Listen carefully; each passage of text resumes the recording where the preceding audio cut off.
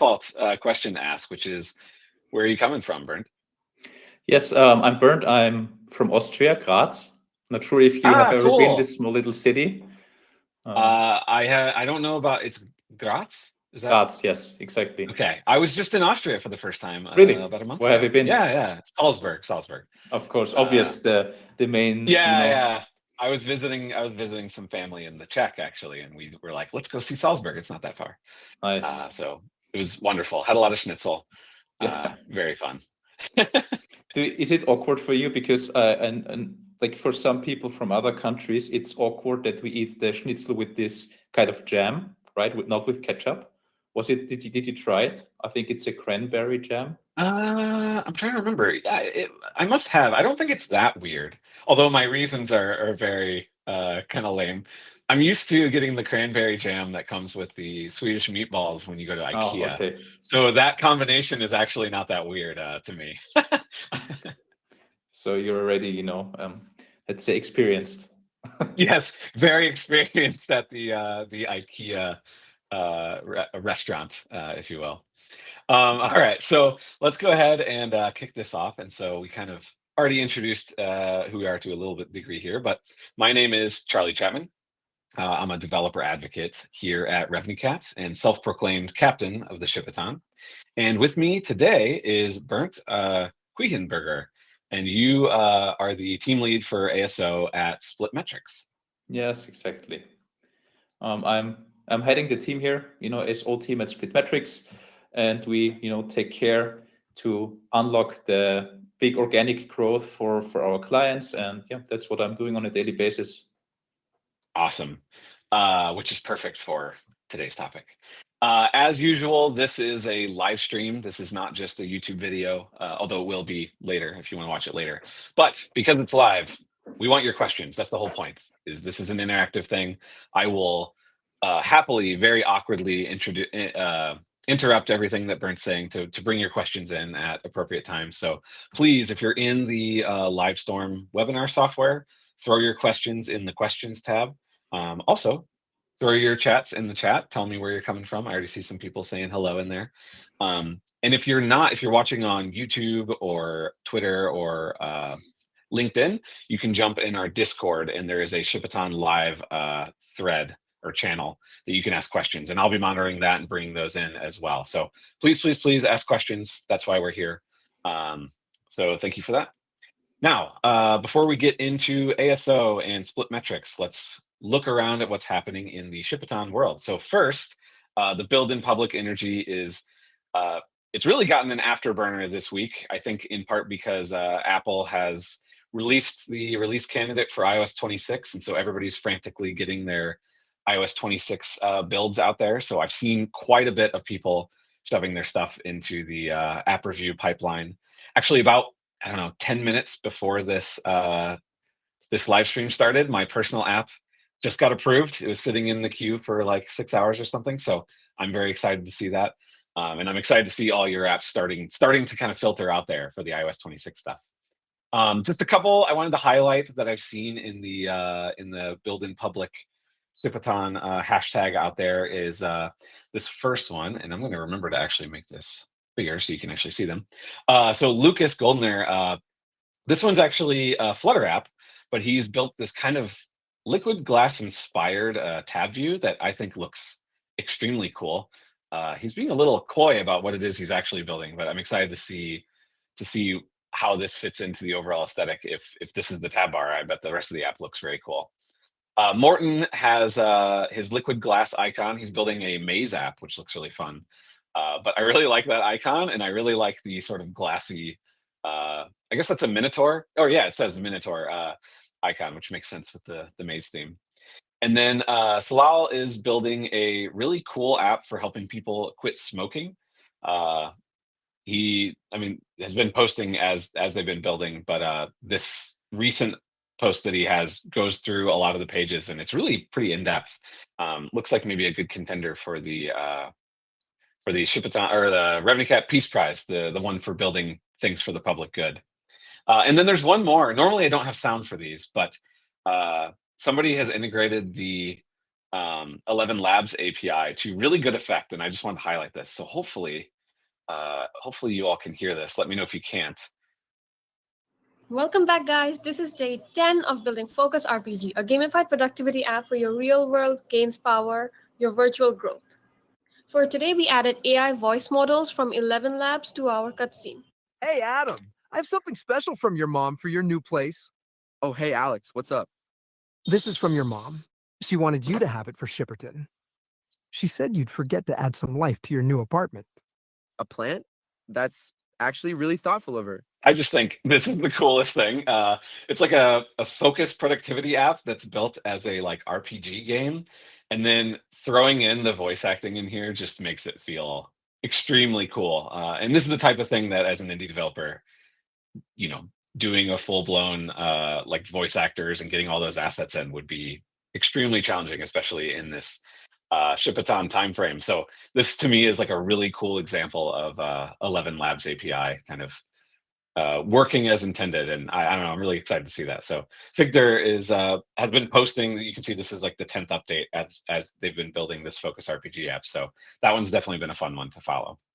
And then also Shipaton IRL events are real life events happening all over the world. There is a ton of them happening before our next webinar on Tuesday. So there's a new Indie Hub event happening on Saturday in Bengaluru. There's a Manila event happening on Saturday as well. On Monday, NS Manchester is having an event. And then there's one in Warsaw where people are showcasing their updates on their Shipaton progress. And then Prague, React the Spark in Prague is happening next Tuesday as well. So lots of events happening as usual. Go to shipaton.com and go down to that events page to see everything happening and find one that's happening near you. But there is a ton going on, and it's been very exciting to see all the pictures coming in of those events as they've happened. All right, so now let's get to ASO. I think this is going to be a meaty topic. As I said before, everybody, please ask your questions. I will interrupt Bernd as they come in. And with that, I'm going to pass it over to you. Thanks, Charlie. Hope everybody can hear me. My microphone is working, right? Yep. Awesome. Yes, and now I'm trying to share my screen. We have tested it before, so I should know how it works, but please. The computer gremlins always decide to show up once you're live, though. Also sharing the correct presentation would be a smart move. Does it work? All right. I see it. It looks good. Okay, perfect. So yeah, what are we going to talk about today? As Charlie mentioned, it's about ASO and how to make ASO work for the app that you're building at the Shipaton, or for any other app that you have basically somewhere in your portfolio that you're working on. And yeah, that's what we are doing today. Next presentation. So like ASO, right? It's an organic way of acquiring users. So there's a certain opportunity and challenge coming with it. And the biggest opportunity is that roughly 65% of all downloads occur right after someone searching in the stores, right? This is the big opportunity. So, people are actively searching on the stores. But what's the challenge? There are 1.9 million apps out there, right? Like alone on the App Store and 2.6 on the Play Store. So I would say that's quite a competition. But that's why we're here, right? To outperform this competition in your organic for your organic users. Before we dive into ASO, it's also important to understand where ASO is positioned, what the app marketing funnel looks like, right? So on top of the funnel, you have always organic or paid traffic. This can be, for example, organic traffic from actually searches in the stores. This can be organic traffic from social media like TikTok or Instagram, or it can be paid like from Google Ads, Meta Ads, etc. And this traffic is then sent to the stores, to the Play Store, the App Store, where users are downloading your app. And this is exactly where App Store optimization comes into play. You want these users to convert, and you want also your app to be found on the stores. And after that, after downloading, the actual product is being seen by users, and then onboardings, paywalls, etc. are crucial. But we are focusing now at this middle of the funnel, basically. It can be considered top of funnel. Yeah. Would the searches in the App Store, would that not also be under ASO as well? Yes, exactly. So that's why I'm saying organic can also be the top of funnel, basically your user discovering, exploring your app in the app Okay, stores as gotcha. well. Yeah. So I put it here in organic searches in the App Store. I put it here. It can be a bit confusing because it's slightly overlapping, but I have it, for me, it's easy to understand if I have this funnel in mind at least. Yeah. Important for ASO is always it would be beneficial if you can bring additional traffic to your app from other sources than only search. This will make your ASO even more powerful, but today we try to find, or I'm going to show you what to do even if you don't have other external traffic. But first, what is ASO? So ASO is the continuous process of improving your app store's listings to attract and convert the right users. And there are two jobs of ASO. Job number one is make your app rank high in search results. So basically your app showing up for the keywords that belong to your app basically, and then make your users come to your store listing and download your app. And that's already job number two, convert store visitors to installs. Those are the two jobs of ASO. Pretty simple, but also not, right? It sounds easy, but it's maybe more to consider than you might think. But why actually? What's important? Why do we do ASO? First of all, and the most important for those at the Shipaton probably, it costs you literally nothing but your time. So you invest, you invest your time in researching the keywords, in creating the screenshots and the icon, but you don't have to pay to do ASO. For other paid user acquisition, as it already says in the name, you pay money to create installs.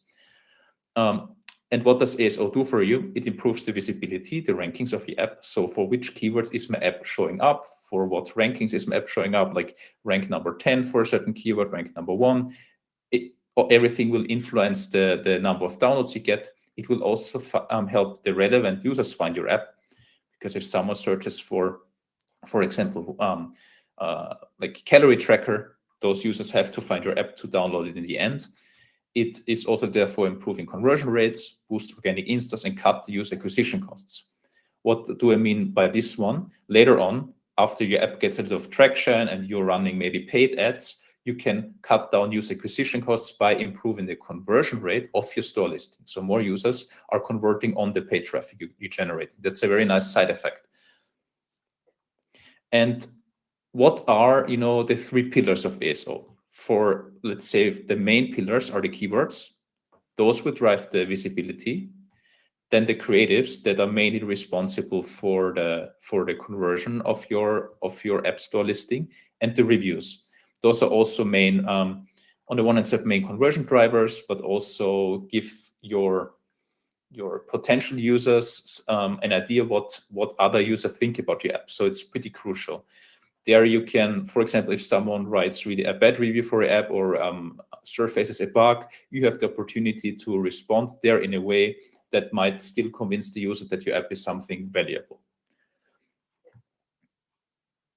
And if we consider all of this, what would I do? If I launched an app now, what would be the steps actually that I would have to take to make my app, to find my first 1,000 organic users?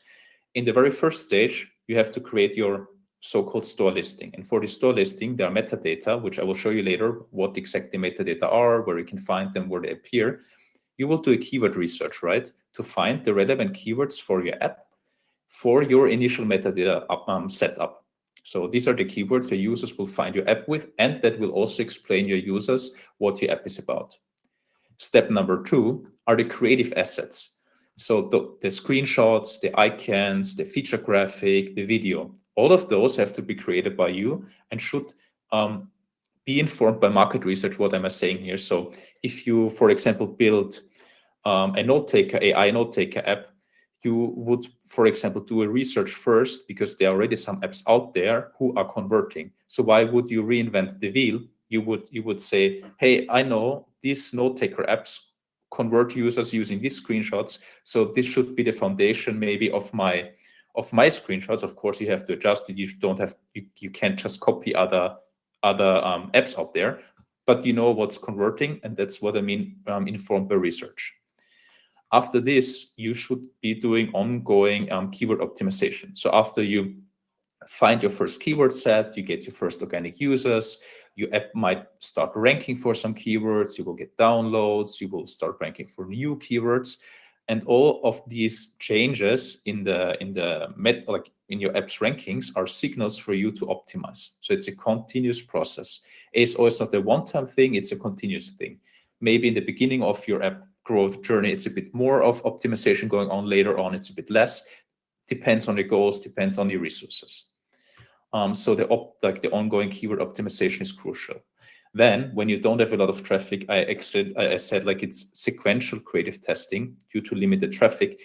On the Play Store and the App Store, you can run A/B tests with your creatives. But if you don't have a lot of traffic, not many downloads, it will be difficult to get significant results. So statistically significant results of your A/B tests. Basically, there are two versions of your store are shown to your users. You need a certain amount of data to get a statistically significant result. With low traffic, the early stages of your app, this is not possible, or it is possible, but you would need paid traffic, etc. for it. If you do it only the organic way, you have to do sequential testing. What you do is basically you launch a set of screenshots, you see how a user is converting, you launch a different set or tweak it slightly, and you see how it's converting, and then you would learn the differences in the conversion rate, for example. I would also recommend in the very beginning not to focus on too many countries. You can launch your app globally, but you won't have the resources to optimize all the countries, all the languages.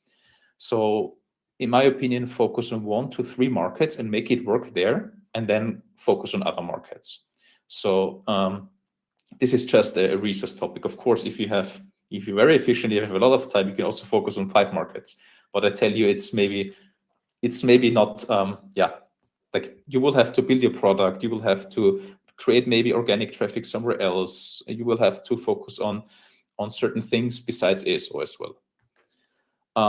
The next thing is select the right category and tags, because this is where the explore traffic that Charlie mentioned in the beginning, users can stumble across your app, and the category you choose is crucial to where your app is being shown in the stores. So there's category rankings. This is like the store category. Yes, exactly. Can you change? You can change that after the fact, right? Okay. Yes, you can. You can change it like as often as you want, if I'm not mistaken. But it doesn't make sense to switch it around, because if you should try to find the right category for you, you will see if it works. If you probably increase the rankings, and also I would do this based on competitor research again. You see where your competitor apps are, basically on which categories they use or where you can find them, and it's just logical that you use more or less the same category, because users search this category for a certain type of apps. The category rankings are mainly influenced by download velocity. This means how many downloads do you get in a certain amount of time, and then you increase your rankings there. Being number 1 in a category, imagine in entertainment or in productivity would be the top app, you would get a ton of downloads there.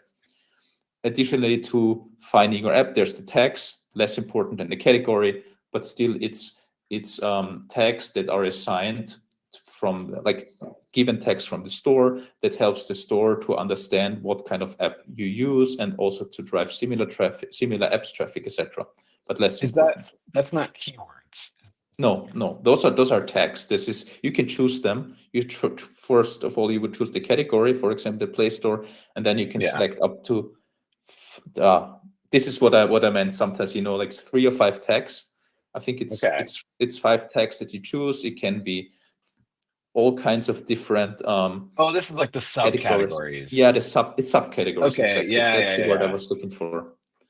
Yeah. Okay. Sometimes I'm missing the right English words for that. Well, and it might be different between App Store and Google Play Store as well. Yeah, exactly. And a quick question that came in that I think is kind of relevant. You were talking about doing like competitor analysis and stuff.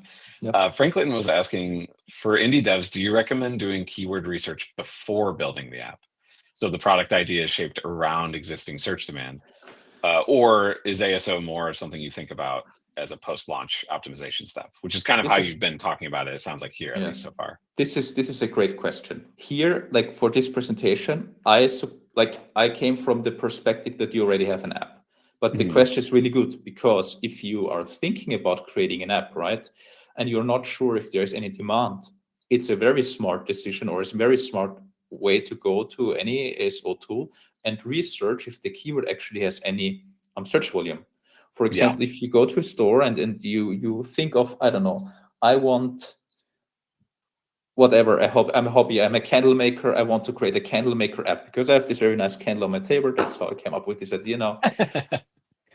I'm not sure, I'm just guessing now, but I think there's not a lot of traffic for candle making app. So if you are not sure, you would go to an ASO tool and search candle making app, candle making instructions. And if you see there's zero traffic, I might reconsider launching the app. You can still launch it if you have other proof of, let's say, market. If you are a big, let's say, Instagram influencer candle maker with thousands of followers, okay, you can still launch the app and sell it to your followers. But if you couldn't rely on the search traffic as your top of funnel. Yes, source. exactly. You have to know that, like, I need to acquire those users from somewhere else because it's not going to come from here.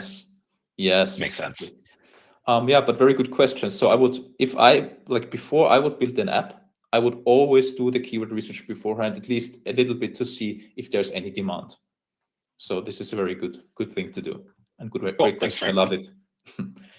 And 7 is run in-app events to boost traffic and get featurings. In-app events are timely events that you can launch for free, basically, on the App Store. There's also promotional content on the Play Store, but it's not unlocked for all the users. There's certain benchmarks, which I don't have top of mind right now, but it's quite high numbers that you have to achieve to get promotional content unlocked on the Play Store.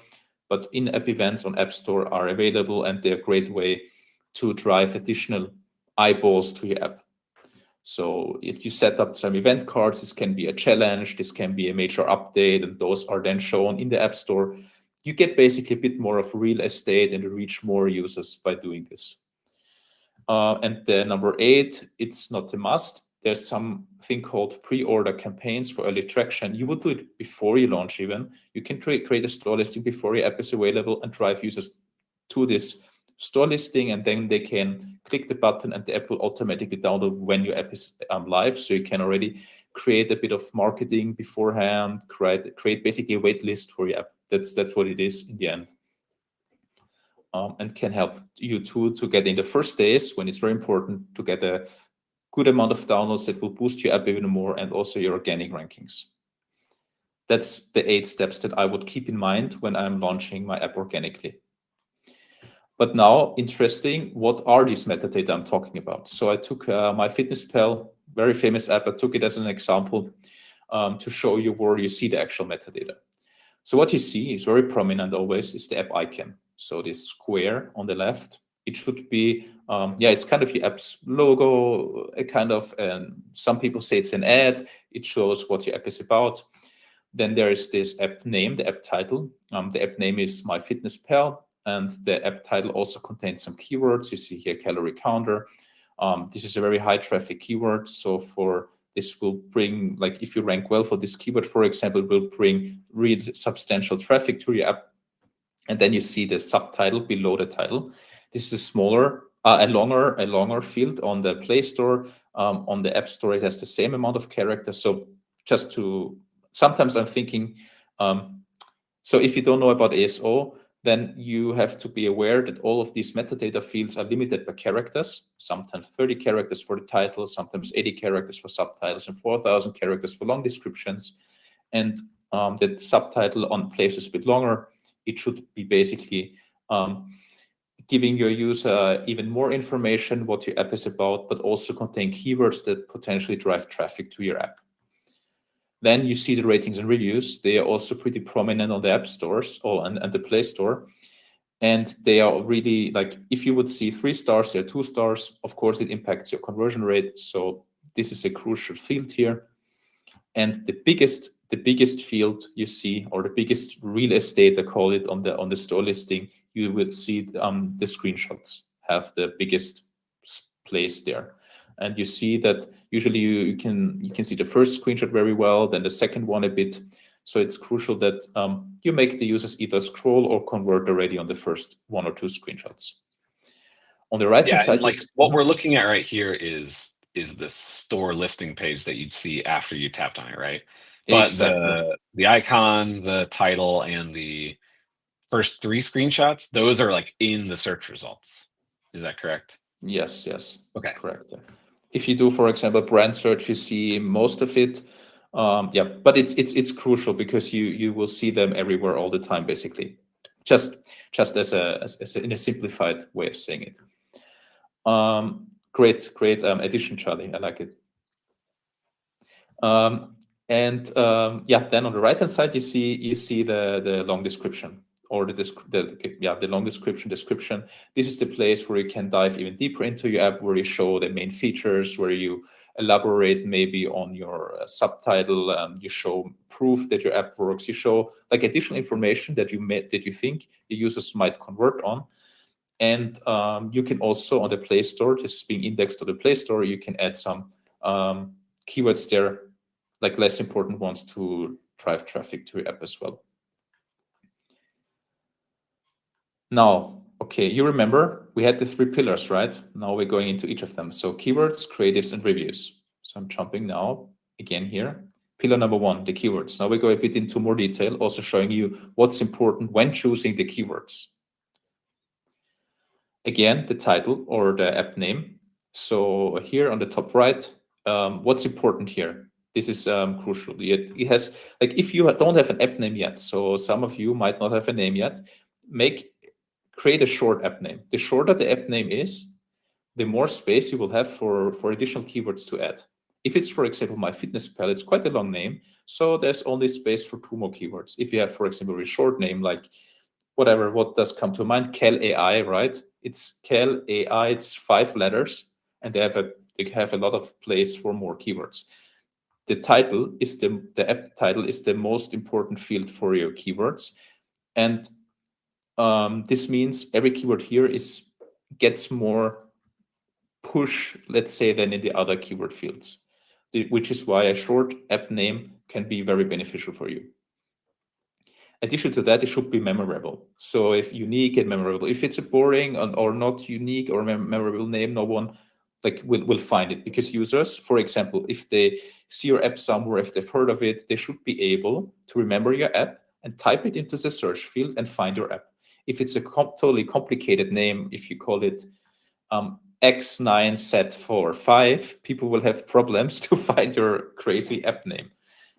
Yeah, so it makes sense to do something memorable, like KLAI, like Quitter, MyFitnessPal, whatever that is, it should be memorable. And as I said before, the title should carry the most important keywords, high volume, high impact keywords, very relevant ones for your app, the most important keywords. Yeah, and that's it for the title. Then the subtitle, that's your second most important keyword field. It should basically, it should like not elaborate, it should basically, it's an addition to your title. It can have additional information, it can have additional explanation. It should also be easy to read and easy to understand. Like, it should recap the purpose of the app. It's actually on this slide, I should read it. And it should fit, you should use the second most important keywords there on the App Store, because on App Store we don't do any duplicates. On Play Store, you can use the same keywords from your title again in the subtitle, because the more often you use them, the more you show the algorithm that these are important keywords for you. So remember, there's a difference. Mm-hmm. Can you elaborate on the don't use duplicates on the App Store, though? Yes. That's a good idea. So if, for example, if I have, like, on the right, you see, for example, the title, there's calorie counter in there, right? In the title. That's a keyword. So I don't want to use calorie counter in the subtitle or the keyword field. I explained later what the keyword field is, because that would be duplicates. Why? App Store is indexing each keyword only 1 time. So if you have it there 2 times, it still counts as 1 keyword. So instead of calorie counter in the title and again in the subtitle, I use calorie counter and track food.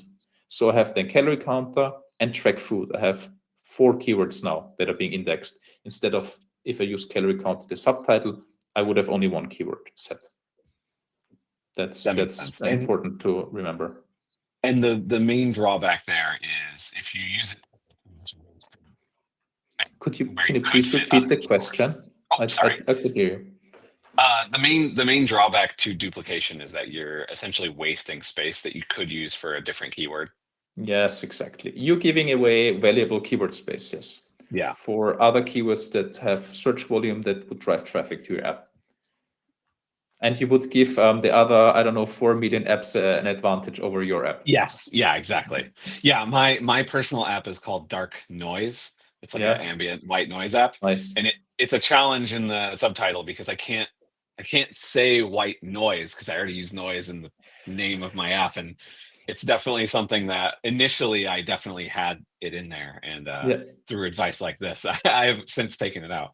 But are there many keywords in the dark white noise niche, or like? Because there's so many different sounds. So okay, nice.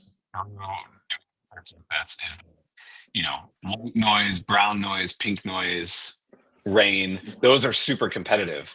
But green noise is also pretty popular, not as popular as the others, but it was less competitive. And so I actually aimed for that one specifically and was able to raise my ranking there, and that actually did help me out. Cool. That's I didn't know there were so many different noises. I know the white noise. And that's okay. Yeah, that's they're cool. all, it's like different ranges of frequencies. To green supposedly is like nature-ish in sounds. But it's very popular. And which one works best for babies? Sorry to ask, because my baby sometimes is not sleeping. Yes. For me, it's the airplane sound. Okay, that the was white why noise. whenever my kids were youngest. Yeah. But it's those lower frequencies that tend to be better for me. But sometimes it has to do with, man, I'm like just going into sales pitch mode here. But a lot of times it has to do with what sounds you're trying to mask.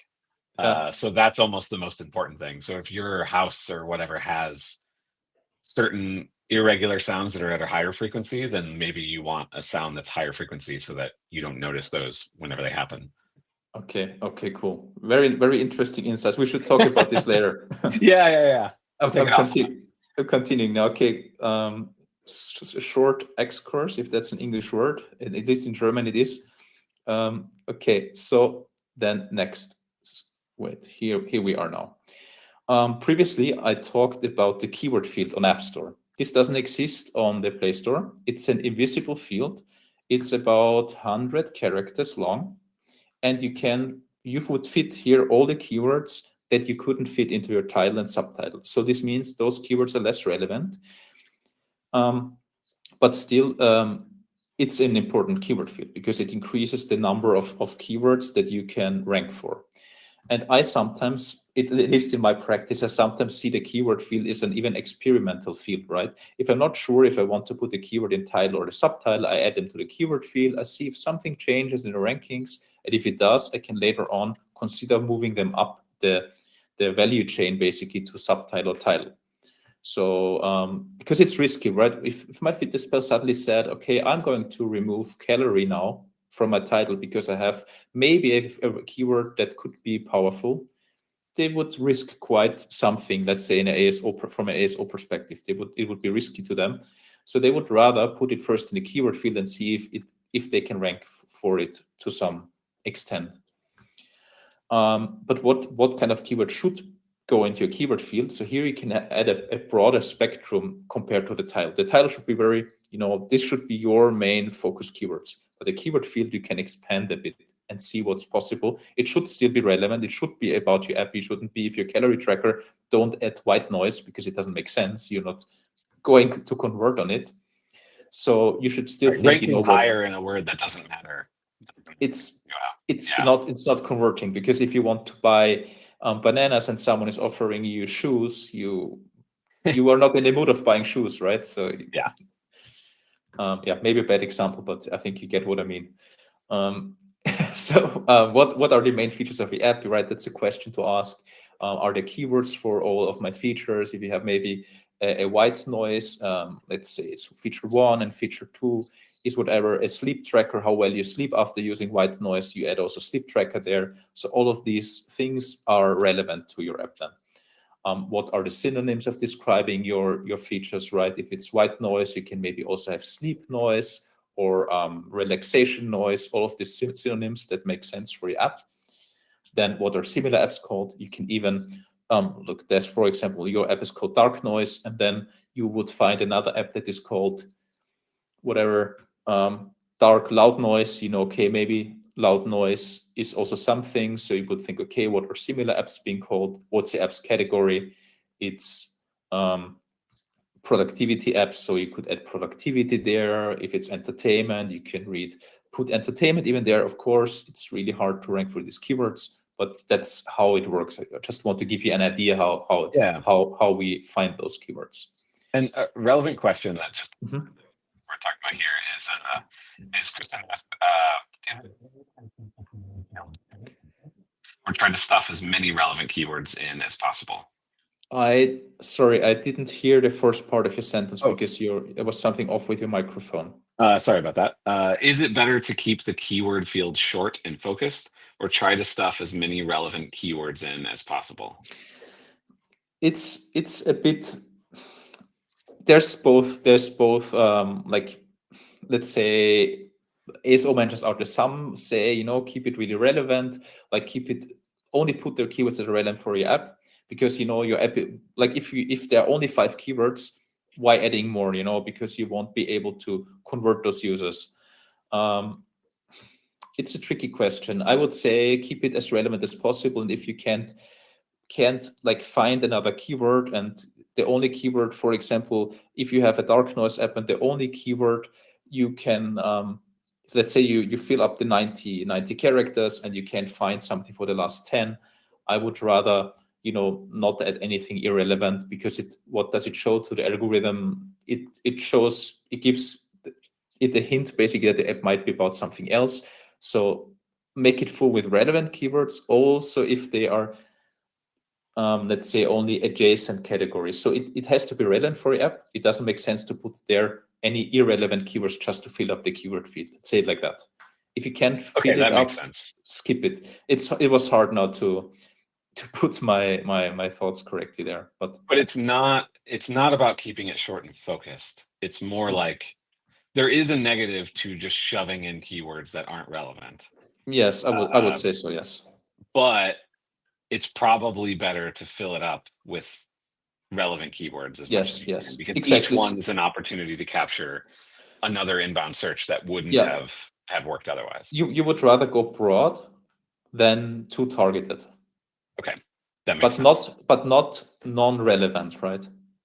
Yeah. You don't want to just throw in popular keywords for the sake of getting them, because that'll probably reduce your conversion rate for people who see your app in search results, which then tells the algorithm people don't actually click on this. But that's bad, right? So yeah, exactly. Yeah. Cool, thanks. So then a description, Google Play. That's another major difference between the two app stores.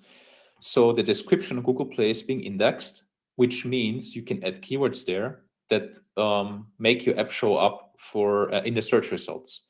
And again, similar to the App Store, the long description on Google Play carries or should have like the let's say a certain like your target set of keywords, but it's less relevant like the keyword field. So the indexing is, if you can say so, it's a bit weaker than it is on the title. The difference here is you can add all your keywords, the whole target set. On App Store, you add the keywords that are not in the title and subtitle, but on Google Play, you would add all your important keywords theoretically. So the top 5 most important keywords, you would try to put them into your long description. And here it is, the main difference is it's not enough to put them there one time. You should add them there to a certain density, and the density is like how the character percentage basically. I usually go, if I have a long description of 3,000, 3,500 characters, it's 4, 5, 6 times you could add your 5 most important keywords to this long description. I would put them already in the top, the most important ones in the first abstract of a long description, which should be a kind of a pitch, a nice description of your app. You should have the most important keywords already there, and then you would spread them out over the rest of your long description. Make it sound nice. Don't do any keyword stuffing. This is not a good way of doing SO. It can even like Google can punish your app even if you do too heavy stuffing. Yeah. So, and keep your long description very nicely formatted, right? Write a very nice intro, make a nice feature section. You can even use HTML codes. So, for example, you can do like different headline sizes, and you can use emojis, make it look very nice. Add the most important keywords, as I said before, and even you can add proof there why your app works. For example, if you have a dark noise app, you can write, what dark noise is doing. But just be aware, not many users read the long description. It's, I think, 1 or 2% who actually expand it and read it, and most of them skim it.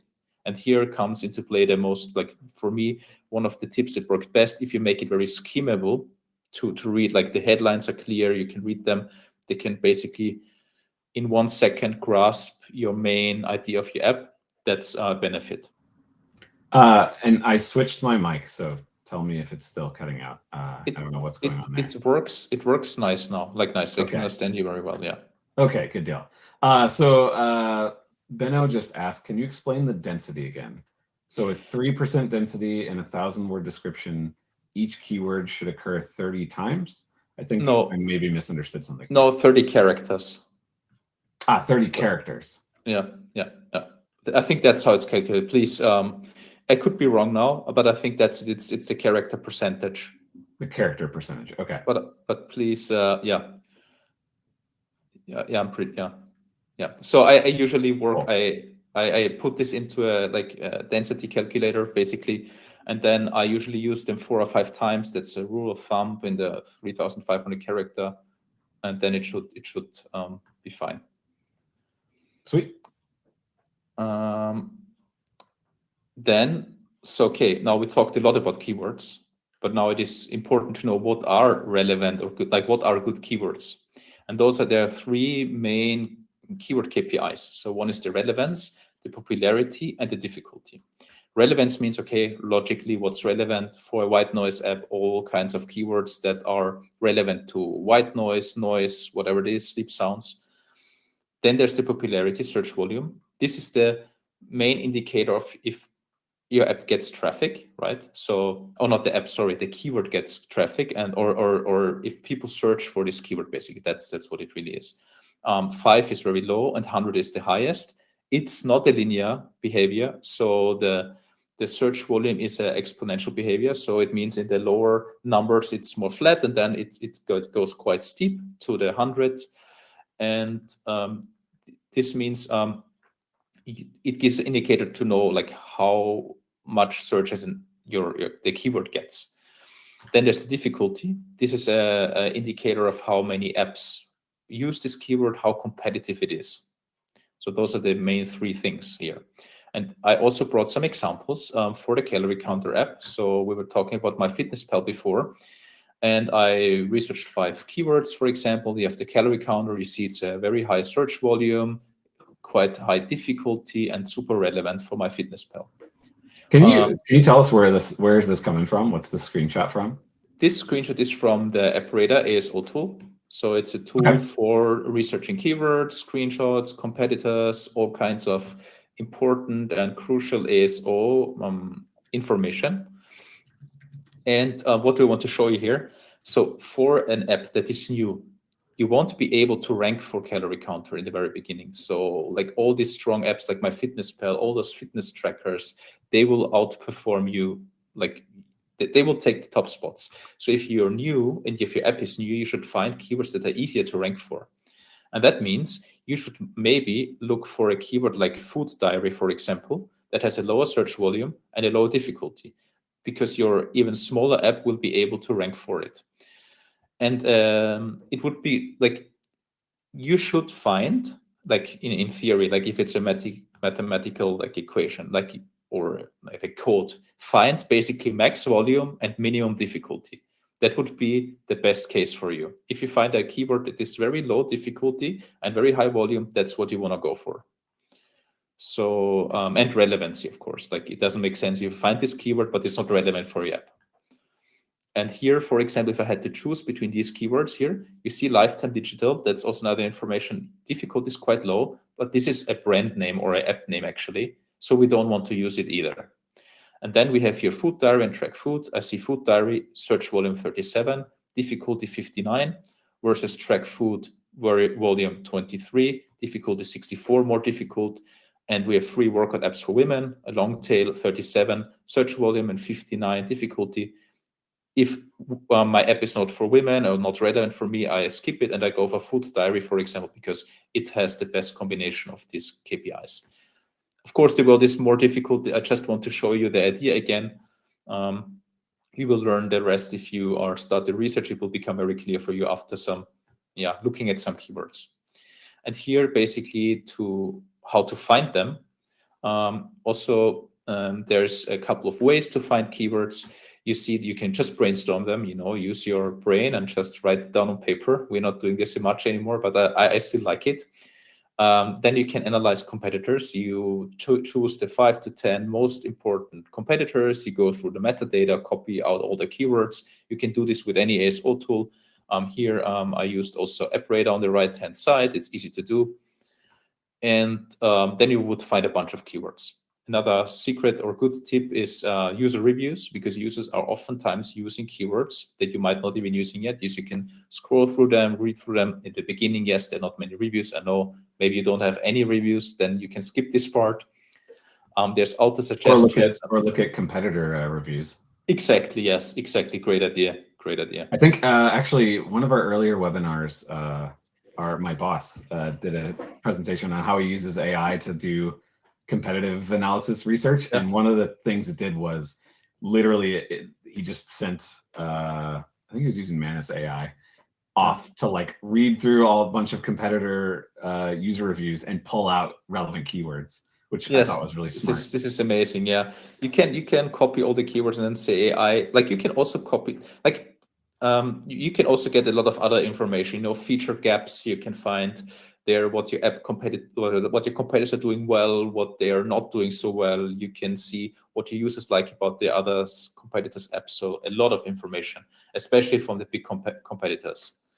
There's even you could go, theoretically, you go to MyFitnessPal and you look for, let's say, you crawl with AI and then you see, for example, for some reason, some users were asking for a certain feature, but MyFitnessPal maybe, like for them, it's not important, but for an indie developer, for an indie app, unbundling such features from a fitness app can be like a great idea, for a new app.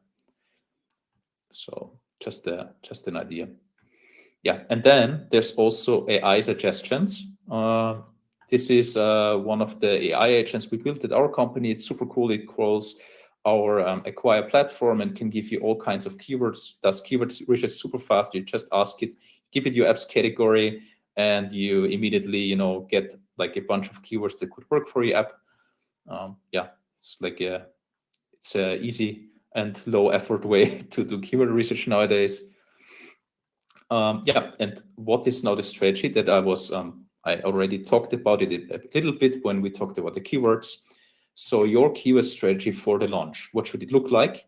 Focus on 10 to 15 keywords. Like, don't overcomplicate it. Take 10 to 15 relevant keywords that you want to focus on. Make sure those keywords have a search volume from 25 to 40. Some say 25 to 35. Some say 20 to 30. Just keep it between 25 to 40 and the difficulty below 60. This is your target. This is what you should aim for if you have a new app, right? Relevance first, make it super relevant. Then the title, keep the one to two most relevant keywords there, high volume keywords, subtitle the secondary keywords, mid relevance keywords, and the long description, the least competitive keywords. So basically this slide summarizes what we said before in a basically blueprint how to work with keywords. What to measure? So of course, if we do ASO, if we do organic optimization, we should measure. And this means the main KPIs to look for are installs, obviously, that you're getting from organic sources like search, browse, then conversion rates. How is my app converting? The impressions. So keywords are generating impressions for your app. Then keyword rankings of target keywords, 10 to 15 keywords I mentioned before. How do the rankings change? Do they increase, decrease? Decrease might mean that the keyword is not, should be exchanged. It's not working for you.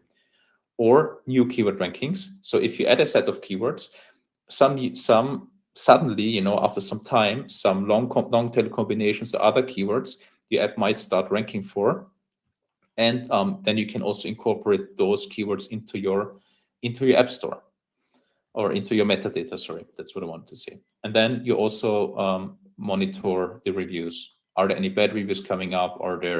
Is there some interesting information? Are users using some certain keywords that I should use? Because you want to talk the language of your users. So this is something that I would always measure or keep track of. There's a bunch of tools out there. You can either do it in the App Store and Play Store console directly. You can use tools for this, many options. Only for the rankings, you will need a tool because that's not available on the App Store and the Play Store.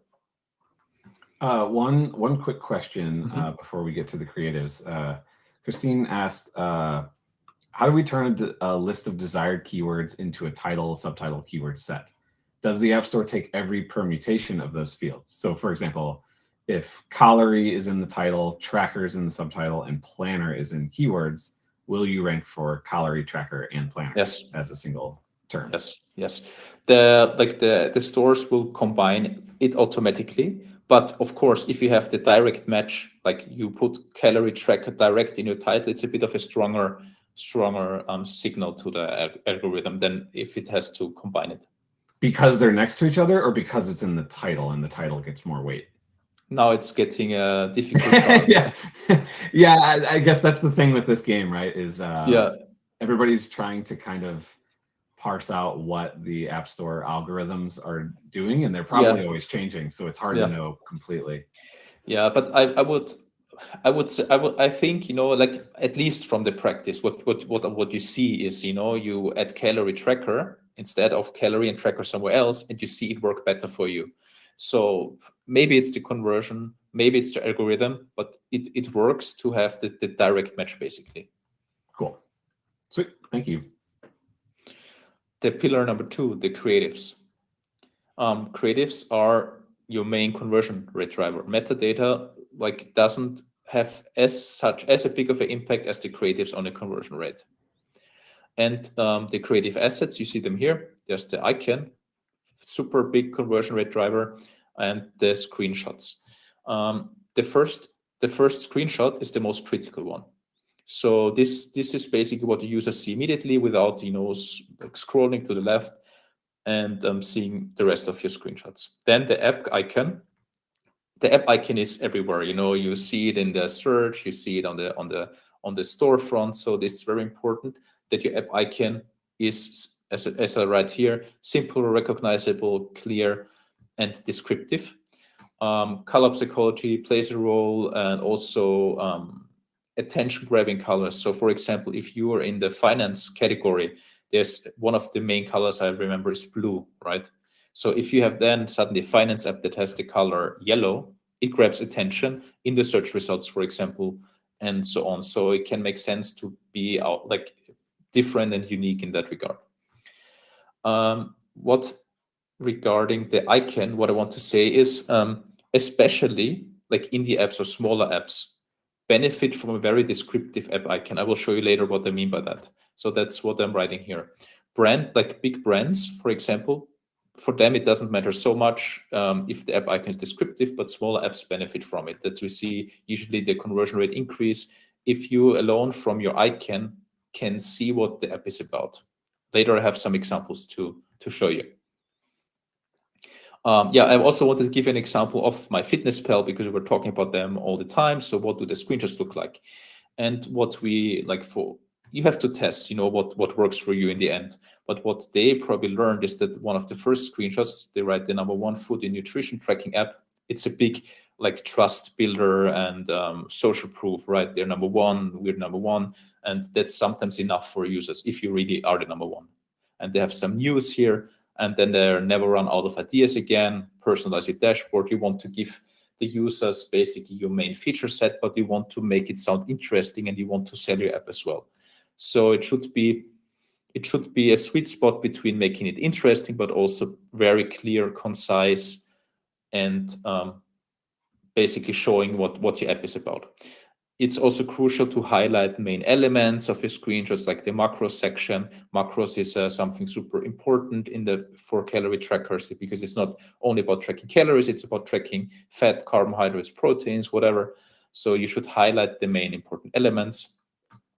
And what I learned also, if you can make your app if you can communicate on your app screenshots that your app is easy to, like, that it brings your user in an easy way from, it's basically you're setting a transformation, right? A calorie tracker, you're setting weight loss, and you want your users to have it easy, fast, and predictable. If you can communicate this subconsciously on your screenshot, that something is like, if I have this app, it's safe, I'm going to reach my goal. If I have this app, it's easy, that I'm going to reach my goal. If I have this app, it's fast, that I'm going to reach my goal. It will naturally increase your conversion rate, because that's what users want. And that's why I like this example, KPI, we've heard about it. They, like, you see the design, it's more basic, but what they do really well, in my opinion, is make calorie tracking easy with AI. So, okay, make it easy, because usually calorie tracking is a painful thing. You type in all this stuff, and then you have to find the right products and add them to your list or to your calorie tracker. And you see the big difference between those. And then just snap a picture of your food. Just snap a picture. It communicates easy and fast. Super nice. So user will think, oh, that's easy, I want to do that. Then let us do the rest. Again, subconsciously, they communicate easy and fast, or not hard to do. And then they have track your progress as you go. It's predictable, because you can basically track your progress and you will know that you win or lose. Just something to think about. And the icons, one of my, I like this topic. Icons are nice, you see. Actually, really quick, can I interrupt with a couple Yeah. screenshot related questions that have come in? Sure. So yes. there was a couple related to this, but Franklin asked, I was told Apple's now using AI to scan app screenshots for keywords. If that's true, how should developers rethink their screenshot strategy for ASO? Have you? Is that a thing that's happening? Do you know? This is a hot topic. I would say it's not being indexed at the moment. I'm pretty sure Apple is not indexing the keywords you have on the screenshots. It's probably, like, if someone wants to prove, let's say, that it's the case. For example, if you put, let's say, calorie tracking on your first screenshot, and you didn't have this before, basically. Okay, you might think, okay, why is my rankings increasing on calorie tracking then, right? If it's not being indexed. But I think it has to do with conversion rate. Someone looking for calorie tracker, and then they are converting because of the first screenshot, you see calorie tracker written, and they think, oh, that's the right app, I'm going to convert, rankings increase. For now, at least I haven't seen any indicator that it's really being indexed. I don't say they're not doing it in the future. Maybe they are. But for now, I don't have proof. Let's say it like this. And then Google, I thought Google has talked about doing this. Am I misremembering that? Yes, they have talked about it, but also there, I doubt they are doing it, because I can't, like, we can't prove that if we add keywords to screenshots on App Store nor Google Play, that it helps you with the, like, in an isolated way, that it helps you with the rankings. So if you would put a keyword that is not part of your main keyword set, you won't increase rankings by adding it to the screenshots. Okay. And then one more quick question from Vlad is, would you recommend to publish a short descriptive video instead of the first screenshot? Yes, it can be very beneficial, but I've seen both. And we have had videos that decrease conversion rate, but we've had videos with clients that, like, increased and decreased, both directions. For theoretic, like, there's a direction, like for games, it's more often working than not. And for apps, I think it depends on many things, on the quality of the video, what you're showing on the video. The video itself is an art to do properly. Yeah. So of course you could say maybe the videos we tested weren't good enough. A good video would have increased the conversion rate. It's a I would I definitely personally had test the it. same experience. I used to Yeah. have a video, and I used the App Store has a built-in A/B test tool. Google Play Store does as well, I believe. And Yep, I yep. saw mine going down because of the video whenever I Yes. tested it without it. It can work though. So I would never disregard it. I would always test it. I would try it. I would test even different video setups. So for example, Kelly, I can imagine if you show how easy it is to take a video, but they are also not doing videos, if I remember. They don't have a video online. But if you show someone how easy it is to use your app, it might help. Still, it probably didn't. That's why they don't do it. Right, yeah. So just my 2 cents. And then, good and bad. Like, it's not bad necessarily because big brands, it's a different game, right? They're playing. But for small apps, new apps, I don't recommend going the unclear brand name logo way. If you look at the left side, the Holy Bible, okay, it's logical. It's a Bible app. The calorie or the training app for your like belly, or the QR code scanner app. This will help in most cases to increase your conversion rate because the users immediately know what the app is about. If you read the NHS or if you look at this red circle graphic down here, you wouldn't know on the right-hand side, like, what are these apps even doing? And that's why I would always go, if I have a new app, I would go with a more descriptive icon than with a brand icon. We've tested this many times, and in most cases, descriptive icons won over the brand icons. Of course, this rule is not true for Spotify, Duolingo. Different rules, different game. Right, and they're not relying on ASO the same way. It's just a different game. Yep. Pillar number 3, and we're already like towards the end of the presentation. Like, there's a couple of more things. Ratings and reviews, they matter a lot. You can influence them. If you have a great app, of course, you will get good reviews. Also, if you ask, strong ratings, higher rankings, that's just something that's true. If you have higher conversion rates, if you have a better app, you have more daily active users, very likely that's because you have good ratings. And all of that influences your rankings. So rankings are a main KPI to keep track of. Users don't like to do reviews, so you have to push them a bit. You have to either ask them or encourage them with other options. And bad reviews can hurt if unmanaged, because you can answer those reviews. You can answer them in a very constructive way, explaining the problem, telling the user that you're going to solve it. They might even change the rating they gave you. So this is something important to care. Because if there's let's say there's a 1-star review saying, oh, I can't track the calories for this app. This is because of this and that, or this happened to me. You can explain what the user maybe should have done instead. And if other users read your communication, they think, oh, okay, maybe this guy did something wrong. I don't trust this review. And then they think it's maybe not that bad. Ratings and reviews. So you can proactively ask, right? Like with the standard review, let's say prompt, ask in the right moment. Don't ask immediately, ask maybe after, like, let's say the first meal has been tracked, after a moment that you think your user has understood your app, that like a successful moment in your app. You can also have like a, let's say, a non-proactive way of asking. You can add let's say, rate us button in the app. So if they go to the settings or wherever you place it, they have a rate me button, and then it's a more, let's say, passive way. Don't forget to reply to these negative reviews. And what's also important, timely prompts after positive user actions. Don't overwhelm them with too many prompts, because you can go to negative. If you always shoot them the prompt, they will think it's very annoying that your app is always asking for reviews. And you can use personal triggers, or you can use custom prompts. I like the custom prompts a lot usually, because the custom prompts are something you build yourself before you show the native prompt, right? Exactly. So this would be a custom one that looks just nicer. It's more encouraging. This little, very nice, I don't know what these are, drops or sheep. I find them nice. I would rate them. So this is important to keep in mind. And then the bonus section, it's pre-order campaigns. I mentioned it in the very beginning, right? That you can even create some buzz before the app is live. And those are called pre-order campaigns, pre-rec campaigns. You can build awareness before you start. And what happens is all those users, if you create a attention, pre-registry signups, it's a wait list.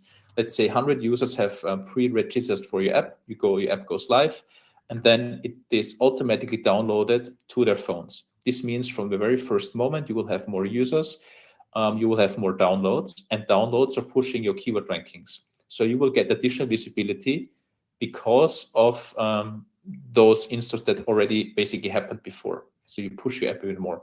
When you launch a new app, you get an kind of initial push anyways, and this will make this initial push even stronger and make you rank better for keywords and make you better discoverable in the store in the end. That's what you want. And that's it already. So now we have time for questions, of course. I would be happy if you get in touch with me. You can, if you didn't understand something, you can write me questions on LinkedIn. You can write me on email. I'm really happy to help. You can also explore our ASO Academy. So the appradar.com ASO Academy, you can read through it. It's very easy and understandable. And something special from our team. Also big kudos or thanks to Grete and the team.